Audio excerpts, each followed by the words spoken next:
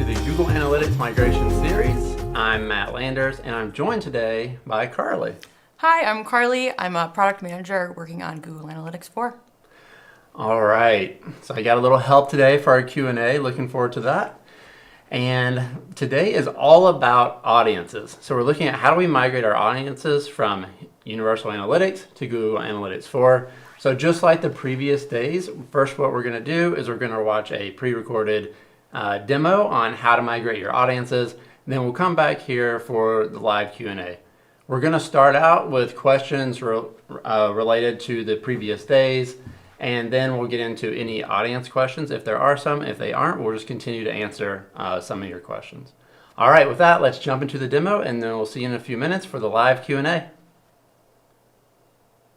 Hello and welcome. I'm Matt Landers, and today is day 4 of a week-long series for migrating from Universal Analytics to Google Analytics 4. Today we'll learn about audiences so that you can learn about your users and improve your ad campaign targeting.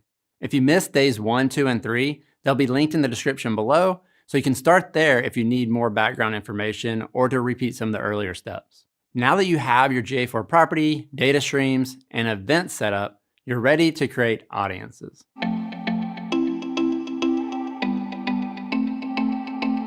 Audiences are groups of users who share a set of attributes that you define.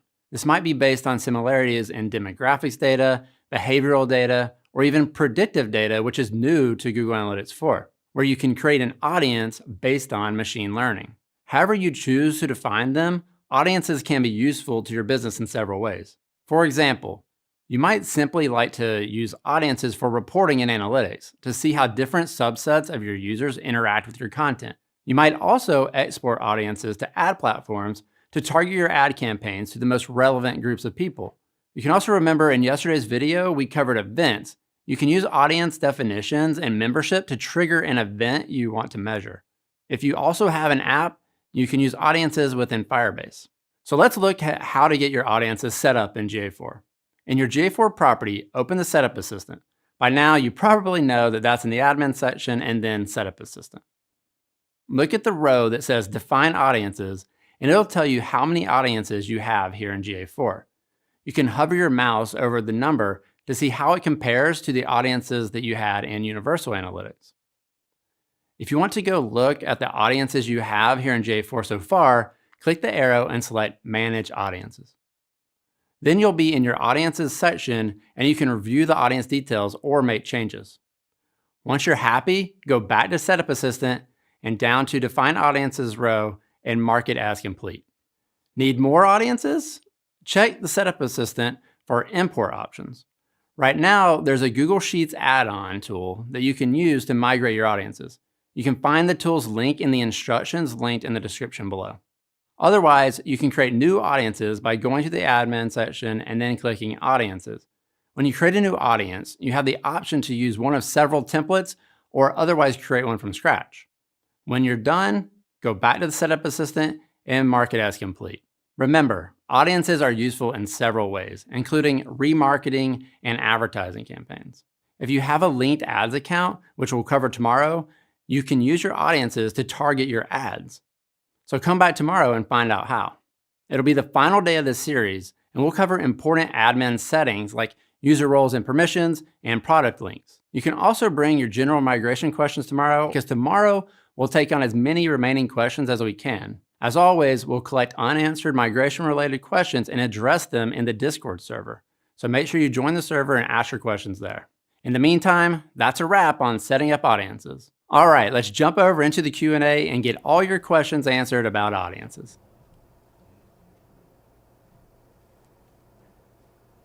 All right, welcome back to the live Q&A. Hopefully that gave you a good overview on how to migrate your audiences from UA to Google Analytics 4. And now we're going to dive into your questions. Let's see what we got first. All right, so what is the purpose of connected tags? In terms of what tags to connect, is it the stream ID or measurement ID? What should we be using? Great question.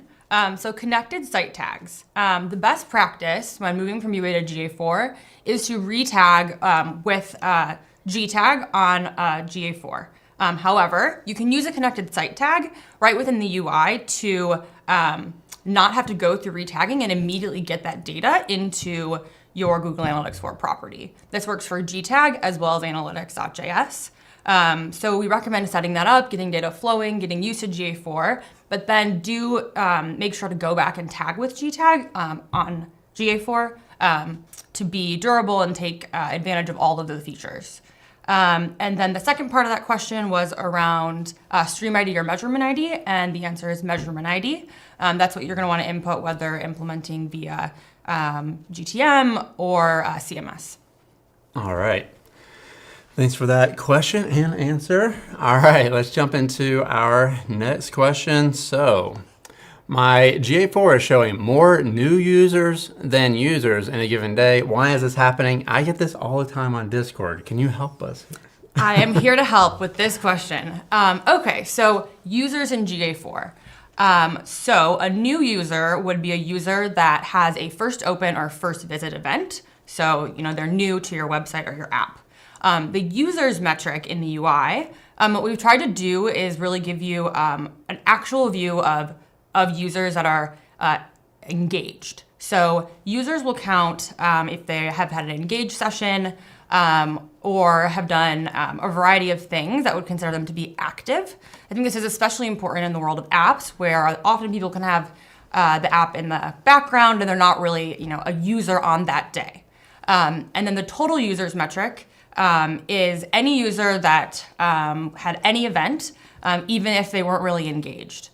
So when you think about the users metric and you see just users in our UI, know that we're looking for users that are actively engaged and are really meaningful for your website on that day. All right, thanks for that answer. And we do have an article on the Help Center that shows you exactly how this counting happens. So we'll link that in the description of this video. All right, for the next question. I see purchase in my GA4 setup already there as a conversion action, but I have 0 listed for all the data. Why is that? So purchase is a special event that is always marked as a conversion. So if you create a brand new property and you go to your conversions, you'll already see purchase there. So that's why you see it there. Even if you haven't ever sent that event, it will be there as a conversion action. So it's just always there. There's nothing to worry about there. But if you ever do send through a purchase event, it will automatically be marked as a conversion and you don't need to mark it yourself. And I think the next question is very similar, so I'll take that as well. Can we jump to the next one?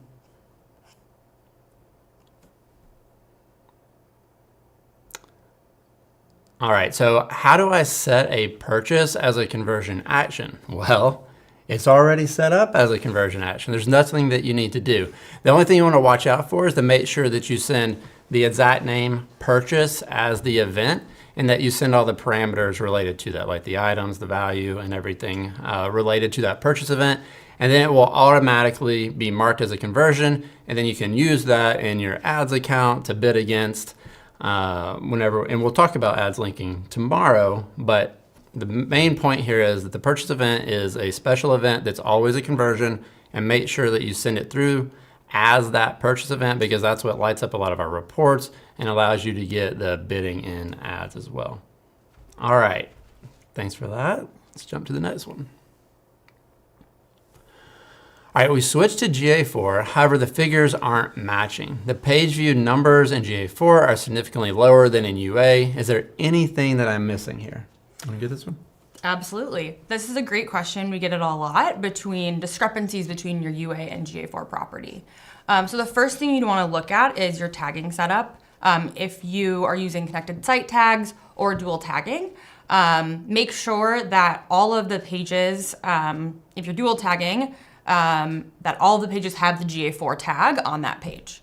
If you are using a connected site tag, make sure that you've moved over both your GTag traffic as well as your analytics.js traffic, which are both available to be moved over via connected site tags today.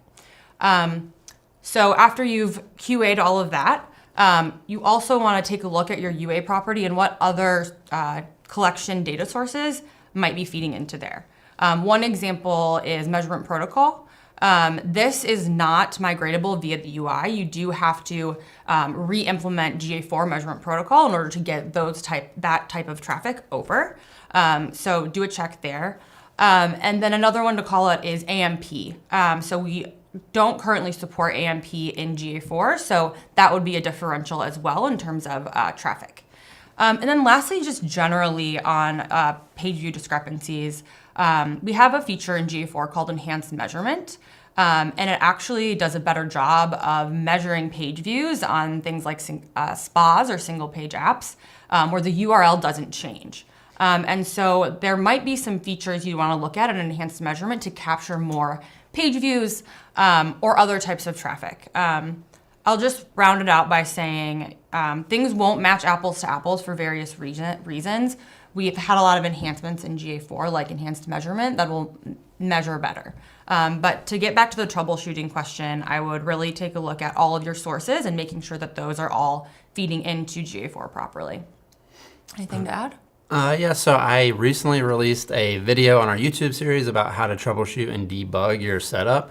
So you could use PAGEVIEW, or if you're using Google Tag Manager, you can use Tag Assistant, and you can see all your events come through and kind of like get a sanity check to make sure that everything's coming through. So I would definitely recommend that.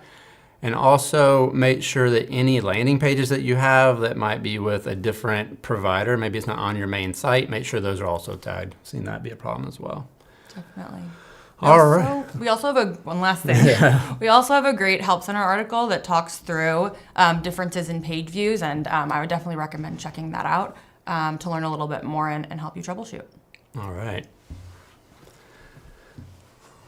So for the next question, if I start the migration process over, is there a way to delete the first completed migration from UA to GA4? So basically, if you start the migration process and then you decide, oh, I want to start over, it's not the way that I want it to be, whatever the reason might be, you can go into your Universal Analytics property, into the Setup Assistant, and you can disconnect that property.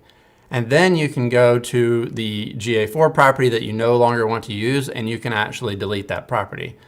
And then you can start the whole process over again. You can go back to Universal Analytics, to the Setup Assistant, and have it create a property for you again, or you can manually create the property and connect it via the Setup Assistant as well. So you can definitely revert that and start over if you think you messed something up, and you can do that directly from the Setup Assistant. All right, thanks for that question. Let's jump to the next one. All right, does GA also track rich snippets and schema app? I believe what's being referenced here are rich snippets that are used by Google search to show like reviews and stuff in the search directly there. And then schema is talking about schema.org on your actual pages itself. So Google Analytics does not measure the content on your site. It measures user activity on your site. So we don't push anything to analytics automatically based on schema.org because that's just content that's on your site. But you could always send an event if you think there's something relevant that you want to send from your schema.org markup. For rich snippets, those show up in Google search, and the only measurement you would have related to that is whether they click that link or not. You would get a referral from Google search, and that would show up in analytics, but you won't get like page views for those rich snippets like you would on your actual website. So hopefully that answers that question, and thanks for asking. All right, let's get to the next one. All right, is it possible to transfer historical data accumulated over the years in UA to GA4? This is good. Fourth day in a row. Same question, but you know what? A new answer. Yep, I'll take it from you this time, Matt. Okay, so UA and GA4 have a fundamentally different data model. GA4 is event-based, UA is session-based. And so you'll never be able to have your UA data in GA4. However, you can get your UA data out via the API, via Google Sheets, via BigQuery, and we definitely recommend doing that prior to deprecation so that you have that historical data. Excellent. 4 answers. Hopefully one of those is right or works for you. All right, let's jump to the next question. You mentioned that we have that we can access our past data for at least 6 months, but I found a Help Center article that says we can access past data until July 2024. What is correct? Well, the Help Center article is correct. We actually had a blog post go out this week saying, like, extending that time window all the way to July 1st, 2024. One thing to note here, based on that article, is that that is the final date to access your UA data. Even if you are a 360 customer, that's the cutoff when all the migration will be complete. So you need to make sure you get your data out prior to that date. All right, thanks for that clarification. I give you a little extra time to get your data out. To our next question. All right, it seems that GA4 is not capturing all transaction events for our e-commerce store. Do you know why that might be? Great question. So if you set, it depends on how you have it set up, certainly. If you're still using your UA e-commerce implementation via GTag, we do have schema compatibility that moves over the events and items array into GA4. However, we really recommend that you retag with GA4 and use our new schema. There's some extra events in there like add to wish list, some additional item parameters. And so I guess first I would recommend using the GA4 schema to really make sure you're getting the most out of it. In terms of not capturing all transaction events, I would make sure that you're sending the transaction ID and that you're not sending a blank value. We've seen some folks do that and then it deduplicates transactions on a null. So make sure that that's set up. And I think those are the common causes I know, but just in general, retagging with the GA4 schema is going to be your best bet. If you're still forwarding events from UA, then there could be reasons that we don't support all of the data getting over. Right. Yeah, and just to clarify, we do have a link in the description of this video that goes over just this, like how to migrate your e-commerce transactions from UA to GA4. It has some caveats and gotchas in there. And then also I would say that you can also visit the video I just published on the debug view and tag assistant so that you can go through the process of checking out and see what's not coming through. And you might be able to see some of those issues there as well. All right, thanks for that question. That's a good one. I'm sure we have a lot of e-commerce sites migrating right now. All right, let's get to the next question. I've noticed bugs and errors in the new API with the sampling algorithm for GA4. How do we report these bugs to the developers? All right, so this is something my team actually covers. We do support for the API, and you can submit a support ticket if you think that there's an issue with the API and the data that you're getting back. So we'll put a link to that support form in the description of this video. You can also find it on our developer site on developers.google.com/analytics. You can find that form there as well whenever you're trying to get help. All right. Thanks for that question. Let's jump to, I think, our final question. We'll see here. All right. We set up our events via Google Tag Manager. Is that the best practice?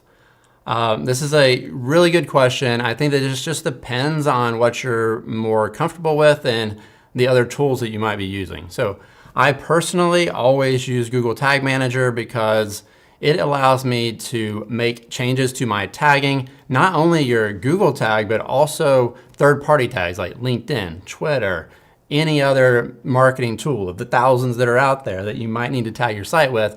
You only need to add GTM to your site, and then you can use the UI to manage all those other tags without redeploying your site for every change that you make, which that's really convenient to not have to always be redeploying your website. On the other hand, if you use GTag, you need to go in to your site and change and add things to your site, little scripts to send in like recommended events, custom events. You can do some of that in the in the Google Analytics UI. You can create events, but they got to be based on events that are already being sent in. So if you're not sending in those events, you need to go add code to your website, which means you're going to need to redeploy your website. So I highly recommend Google Tag Manager, but it's not necessarily the right solution for everyone, but either one is correct. There's no right or wrong answer here, just what's right for you and what makes sense for your site. All right, I think that is all the questions that we have for today. So we're going to be back tomorrow for our final live Q&A for our migration series. So please go to the forum, submit your questions. And I believe Carly's going to join me tomorrow as well. I will be here. All right. I got help. That's great.